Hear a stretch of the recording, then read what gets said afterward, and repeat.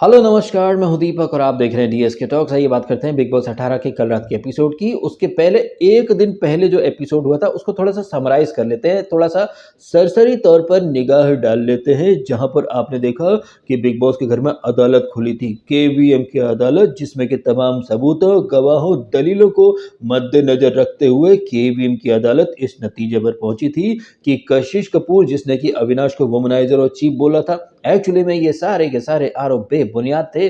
और हकीकत में जो ठरकपंती और जो कुछ मतलब फ्लर्टपंती या जो सो कॉल्ड एंगल या फिर पति पत्नी और वो वाला जो एंगल वहां चलाने की कोशिश की गई थी, वो कोशिशें कशिश कपूर के द्वारा चलाई गई थी। ये कशिश कपूर, जिन्हें कि इनके बाप ने सिखाया था कि कोई चूतिया अगर गाली दे तो उस चूतिया को 4 गाली देना, शायद इस कशिश कपूर को उसके बाप ने ही सिखाया था कि अपने से मतलब काफी उम्र दराज सलमान खान के सामने भी तू बदतमीज लहजे में जवाब देना, बट अपनी खुद की गलती कभी नहीं मानना।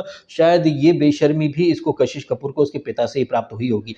एनीवेज, तो वहां पर तो कशिश कपूर और ये सारा की जो मिली भगत है, इसकी पोल पट्टी खुल गई थी उस अदालत वाली टास्क में। अब वहां पर तो सारा अरफीन खान ने देख लिया कि भैया पूरा एपिसोड जो है वो कशिश कशिश कशिश के इर्द गिर्द ही घूम रहा है, तो फिर क्या किया जाए। और जिस तरीके से ये नेशनल टीवी पर खुद की मतलब बेइज्जती पर बेइज्जती करवाई जा रही हैं, वो भी छोटे मोटे लेवल की नहीं है, नेक्स्ट लेवल की ये साइको बन चुकी हैं। लेकिन जब इनकी पोल पट्टी खुल जाती है भाई साहब, तो ये नेक्स्ट लेवल का वुमन कार्ड प्ले करती हैं, जो कि इन्होंने कल रात के एपिसोड में एक बार फिर से प्ले किया।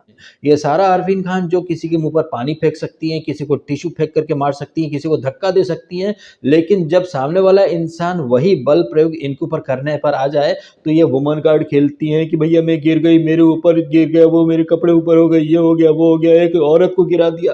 तो कैसी दोगली चुड़ैल है ये सारा अरफीन खान। अरे सारा अरफीन खान तो बेगम जान है अरफीन खान की। वो अरफीन खान जो कि सदी के सबसे जाने माने माइंड कोच हैं, जो कि लोगों को ज्ञान देते हैं कि स्ट्रेस को, फेलियर को, डिप्रेशन को कैसे हैंडल करना है, कैसे तमाम चुनौतियों के बावजूद अपने दिमाग को एकदम पॉजिटिव तरीके से रखना है। लेकिन जैसा कि बिग बॉस 18 के माध्यम से आपने सबने देख लिया कि वो आरफीन खान जो कि ऋतिक रोशन को, भूमि पेडनेकर जैसे बॉलीवुड के सेलिब्रिटीज को काउंसलिंग देते हैं, ज्ञान देते हैं, लेकिन यही आरफीन खान जो है वो अपनी बेगम को थोड़ी सी भी कोचिंग या काउंसलिंग नहीं दे पाए हैं। जिस तरीके से सारा अरफीन खान बिहेव कर रही है, I think she needs help. उसको बहुत ज़्यादा हेल्प की ज़रूरत है, काउंसलिंग की ज़रूरत है, क्योंकि जो ज्ञान ये अरफीन खान दुनिया को बांटते फिर रहे हैं, वो ज्ञान उनके घर में कोई इंप्लीमेंट ही नहीं कर रहा है। तो क्या घंटे का माइंड कोच। और जिस तरह से सारा अरफीन खान, कोई ऐसा नहीं कि कल रात के एपिसोड में पहली बार उसने ये ड्रामा करने के बाद वुमन कार्ड खेला हो, वो हर बार वो यही करती है। और जैसे कि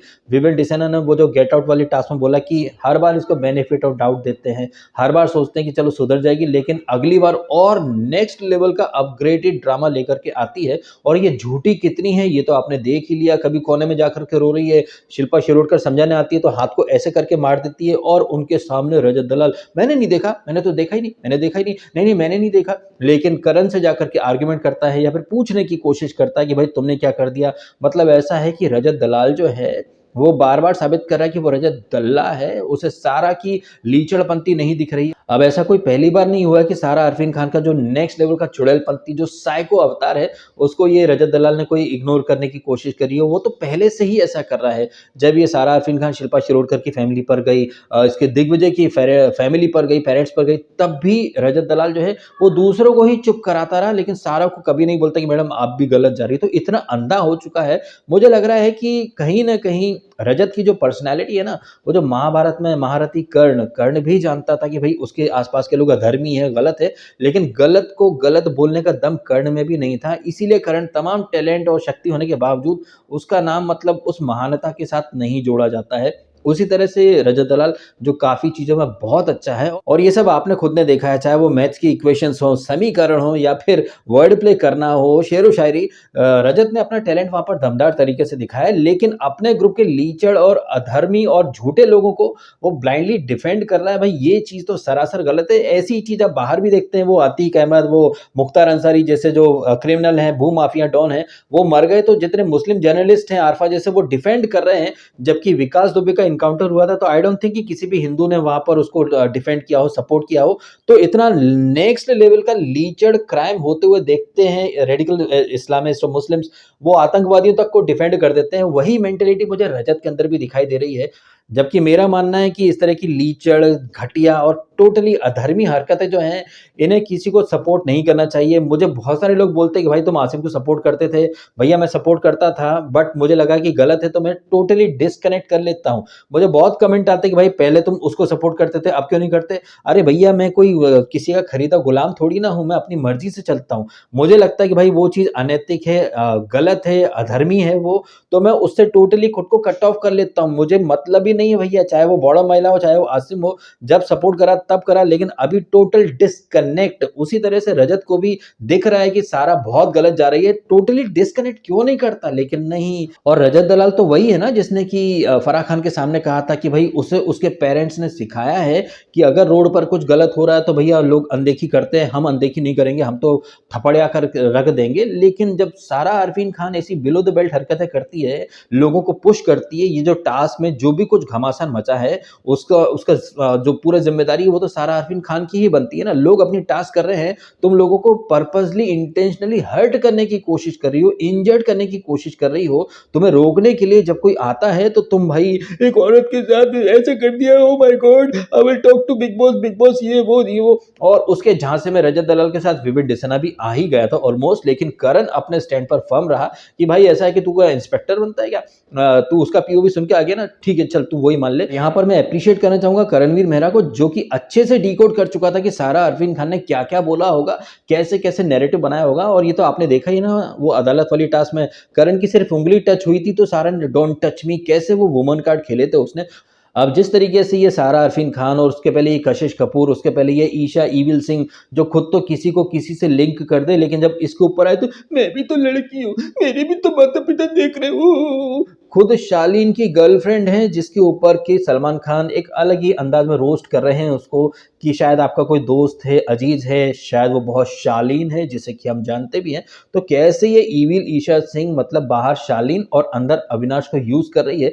वैसे देखा जाए तो ईविल ईशा सिंह का कोई गेम प्लान तो है नहीं, बट जिस तरीके से शालीन का मेंशन अब कर रहे हैं सलमान खान, तो इतने वीक से सो रहे थे क्या है? क्योंकि शालीन और ईशा कोई आज से तो मतलब एक दूसरे के गर्लफ्रेंड बॉयफ्रेंड है नहीं। इनफैक्ट वो खतरों का खिलाड़ी के लिए जब ये लोग रवाना हुए थे, कहाँ हुआ था बे ये खतरों का खिलाड़ी? रोमानिया। हाँ, ये लोग रोमानिया जब गए थे तो एयरपोर्ट पर उसको सी ऑफ करने के लिए ये ईशा सिंह आई थी। अब भैया तुम तो को एक्टर हो ना, एक को एक्टर को मतलब छोड़ने के लिए एयरपोर्ट पर कोई क्यों आएगा, अनलेस उस को एक्टर से तुम्हारा कुछ एकदम रोमांटिक वाला रिश्ता रहा हो। तो कैसे ये एयरपोर्ट पर आती हैं, गले मिलती हैं, हक करती हैं, फिर अंदर आकर के भाई ऐसा है कि अविनाश बहुत अच्छा है। इनफैक्ट वो जो एक एक्टिविटी कराई थी ना बिग बॉस ने, जहां पर चुम को करण से लिंक करा था और ईशा को इससे अविनाश से, तब वहां पर भी आपने देखा कि कैसी ये ईविल ईशा सिंह वहां पर बोल रही थी कि अगर कुछ है तो बोलना बोलना बोलना। और उसके बाद सलमान खान वीकेंड का बार में आए थे, तब सलमान खान ने क्या कहा था कि ईविल ईशा सिंह तुम्हारी प्राउड मम्मा का स्टेटमेंट है कि उन्होंने अपने प्राउड बच्चे को कभी किसी के साथ इतना क्लोज प्रॉक्सिमिटी में नहीं देखा।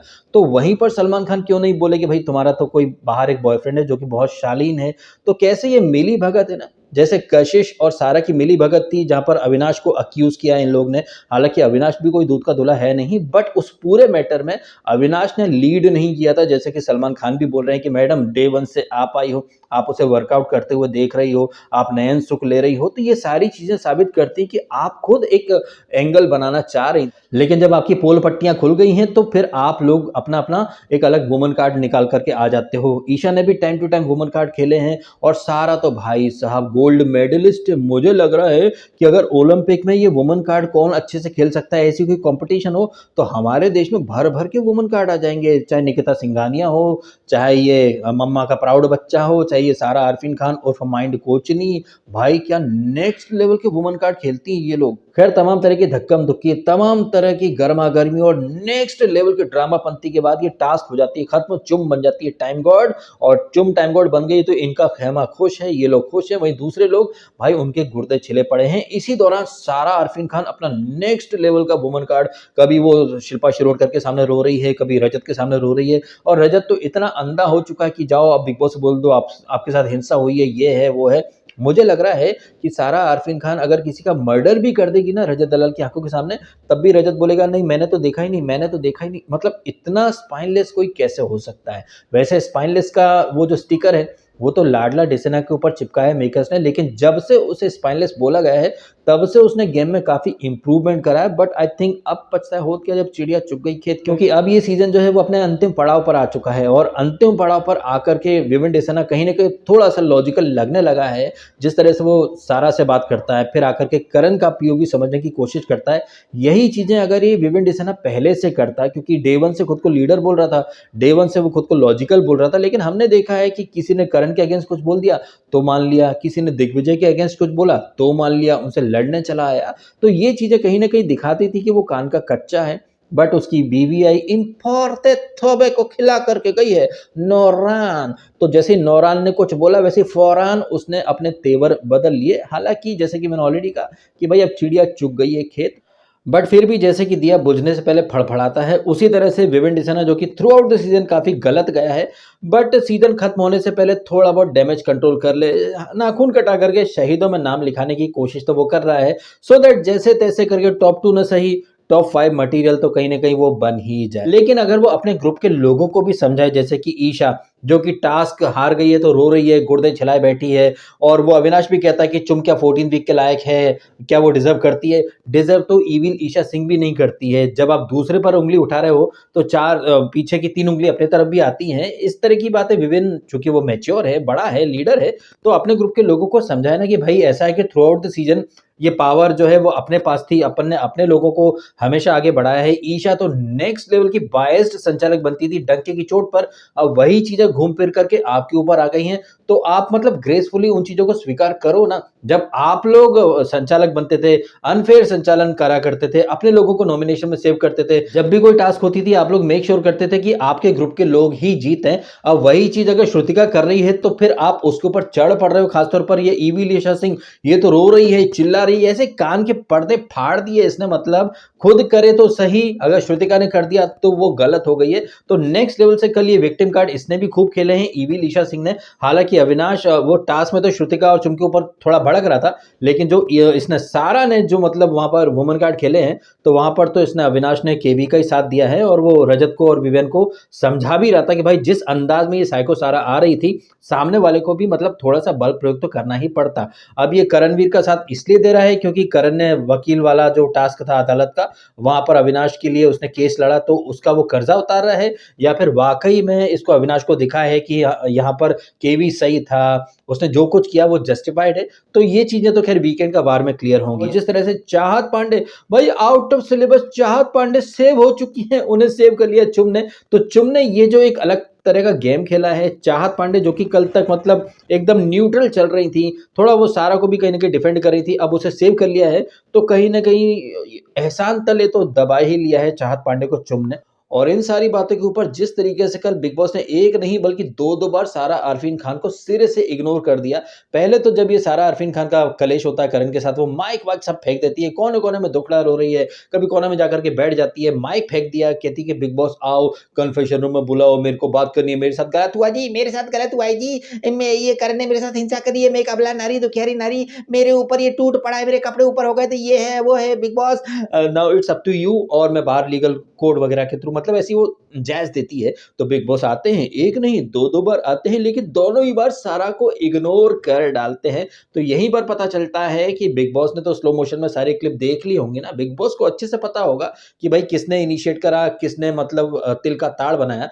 तो ये सारा जो कि बार बार बिग बॉस से इंसाफ मांग रही थी, उस बिग बॉस ने भाई सारा को एक नहीं दो बार इग्नोर करके कहीं न कहीं बिन कहे बहुत कुछ बयां कर दिया है कि ये जो सारा जो कहानियां सुना रही है उनमें कितनी सच्चाई है और कितना फसाना, ये बिग बॉस अच्छे से समझ चुका है इन सारी चीजों के बारे में। और जिस तरह से एक ही मुद्दा मतलब थ्रू आउट द वीक घुमाया गया है, इसके बारे में आपके जो ओपिनियन है, एंड जिस तरह से मैंने इसको कशिश को जग्गा 3.0 बोला था, जिस तरह से जग्गा ने भी सलमान से बदतमीजी करी थी और सलमान ने जो डायलॉग बोले थे, मैडम मेरे साथ ऐसा करने का सोचना भी मत, वैसा ही डायलॉग यहाँ पर सलमान कशिश कपूर के लिए भी बोल रहे हैं। तो इससे हमारी जो एक थ्योरी थी कि कशिश कपूर कोई और नहीं प्रियंका जग्गा का एक अलग अवतार है, तो वो थ्योरी तो भाई हमारी एकदम सटीक निकली है। आपका क्या मानना है इन सारी बातों के बारे में, कमेंट करके अवश्य बताइएगा। फिलहाल अपने समय निकालकर ये वीडियो देखा, आपका बहुत बहुत धन्यवाद। Thank you so much.